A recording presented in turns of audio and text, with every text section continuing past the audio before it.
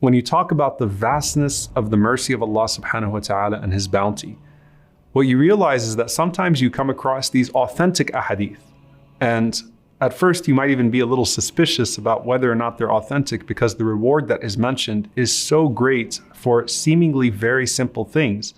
And then you realize that the Prophet sallallahu alaihi wasallam, as he talks about these deeds that are otherwise inaccessible to us, or these rewards that are otherwise inaccessible to us, the deeds that he does sallallahu alaihi wasallam are always regular habits that we can adopt in our lives.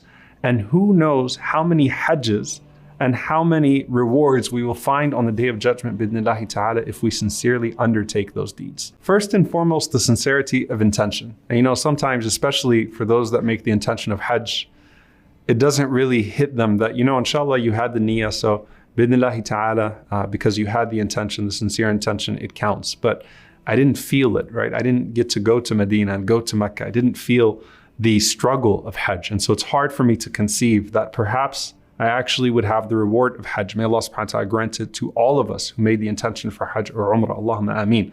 And then you look at this particular hadith where the Prophet ﷺ chose to talk about the people who wanted to go to Tabuk. Now remember, Tabuk was a difficult journey. It was in the heat of the summer, and it was a journey that the hypocrites did not want to go on because it just required so much, and they made all sorts of excuses. And the Prophet ﷺ is speaking to those who actually went to Tabuk, and they actually encountered all of its hardships. And he says, there are people that are not with you, habasahum al-marad, that they were held back by some sort of sickness, or al-udhr, they had some sort of excuse, but they have the same reward as you. So the Prophet ﷺ is saying that to the people that went under that huge journey, that undertook that huge journey with all of its hardships. And he's saying, sallallahu alaihi wasallam, look, there are people that have the same reward, even though they did not struggle the way that you struggled. So the sincerity of intention is important. And it's something that we have to always remind ourselves of, that إِنَّمَا الْأَعْمَالُ بِالنِّيَّاتِ, that actions are but by intentions.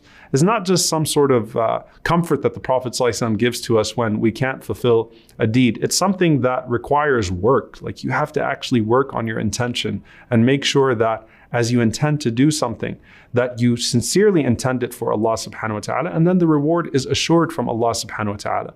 Now, one of the things that we see with the Sahaba is that when they moved to Al-Madinah, for example, they were unable to make it to Mecca, and they missed Umrah. And we see the wisdom of the hadith of the Prophet ﷺ, where he says that whoever makes wudu in Medina and then he heads out to Masjid Quba, the first masjid in Islam, to pray 2 rak'ahs, that will equal Umrah, that will actually equal Umrah. So imagine if you just moved to Medina and you now have that comfort from the Prophet ﷺ that going out to Quba is like going to Mecca and getting the reward of Umrah. So that's something that we still do today, because in the mercy of Allah, though there might be context to these things, they are not restricted in their reward. This is something that is available to the entire ummah. And so you have one of the most hopeful hadiths, not just about attaining the reward of Hajj, but Hajj with the Prophet sallallahu alaihi wasallam. Imagine if you lived in Medina and everyone came back and you missed out, right? Think about the few people that did not get to go on Hajj with the Prophet sallallahu alaihi wasallam, and it's being referred to as Hajjatul Wada', the farewell Hajj. There's a chance that the Prophet sallallahu alaihi wasallam won't go out again. And so people are really remorseful and regretful that did not go with the Prophet ﷺ.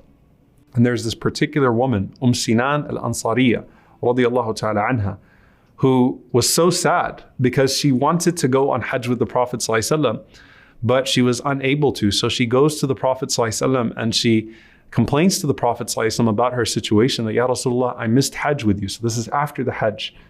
And the Prophet ﷺ says, well, what stopped you from doing Hajj with us, O Sinan? And she said, my husband only has 2 camels. He used one for himself to go out with Hajj for you, and the other camel is for irrigating our land. So I had no way to actually go out with Hajj or for Hajj with you, sallallahu alaihi wasallam. The Prophet ﷺ could have given her a specific answer to her situation. He could have said to her, for example, that, you had the sincere intention, so inshallah it counts. And that would have been true to everything that the Prophet ﷺ had already said about so many other things.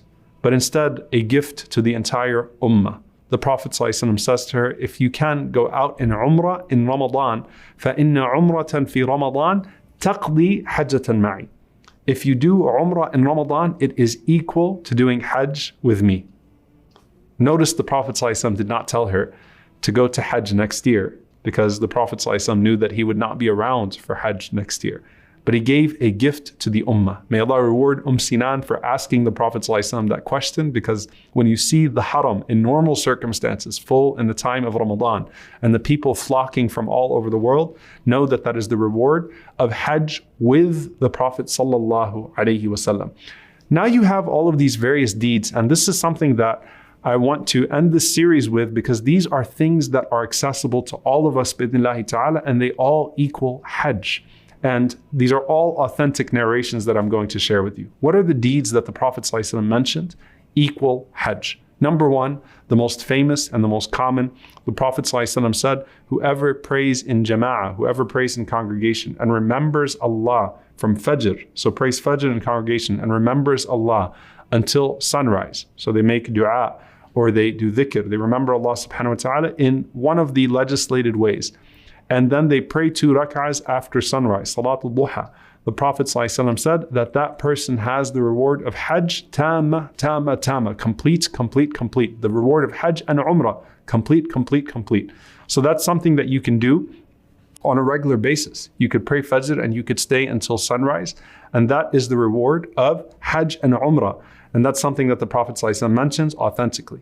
Then there are other narrations, all of them authentic. One of them, the Prophet ﷺ said, Man masha ila salatin maktubatin fil jama'ah. Whoever walks to one of the obligatory prayers to pray in congregation, fahiya kahajja. Then that is the reward of Hajj. وَمَنْ مَشَى إِلَى صَلَاةٍ تَطَوُّعٍ. And whoever walks to pray a voluntary prayer in the masjid, then that is Umrah. And in one narration, the Prophet ﷺ specified Salatul Duha.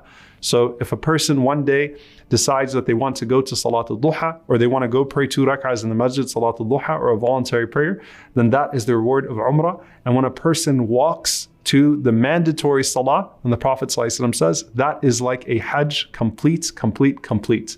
Well, what about the other things? And notice they all surround the masjid here, right?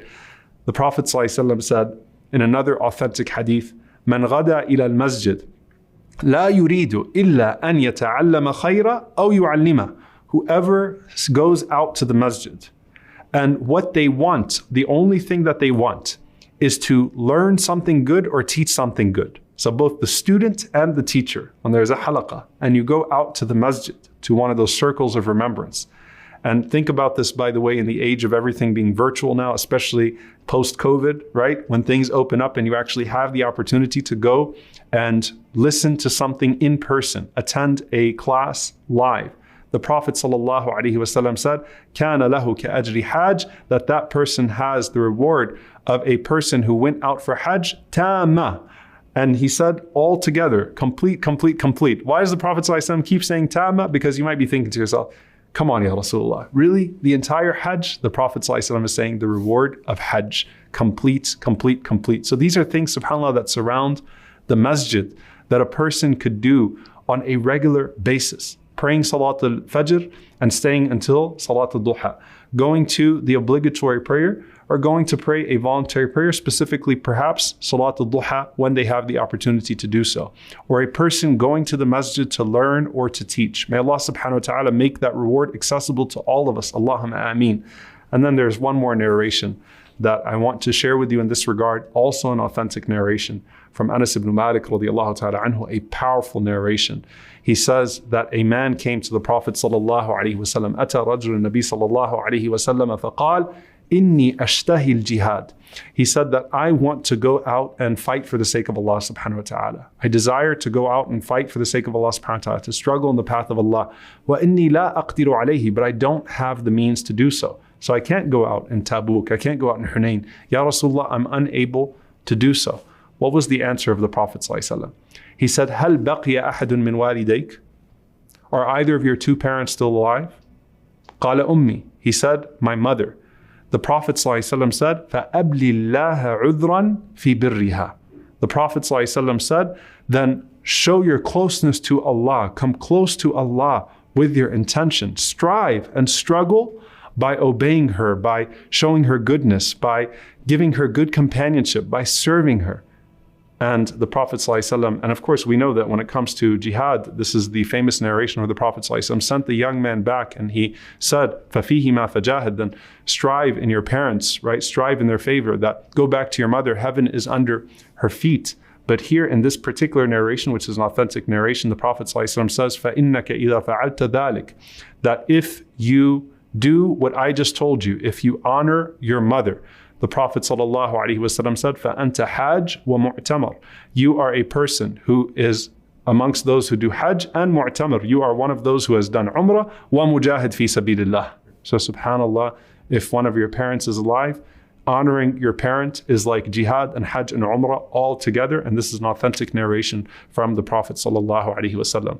SubhanAllah, we find this throughout this entire series and throughout everything that the Prophet ﷺ was doing in Hajj. Rasulullah ﷺ did not want to restrict our Islam to a single gathering, but rather to transform our entire lives. And that's something that we take even from the ultimate gathering that happened in this world with the Prophet ﷺ. May Allah resurrect us in the ultimate gathering in the hereafter in His companionship ﷺ, and allow us to be His neighbors in Jannat al-Firdaus. Allahumma ameen. Jazakumullahu khaira. Wassalamu alaikum wa rahmatullahi wa barakatuh.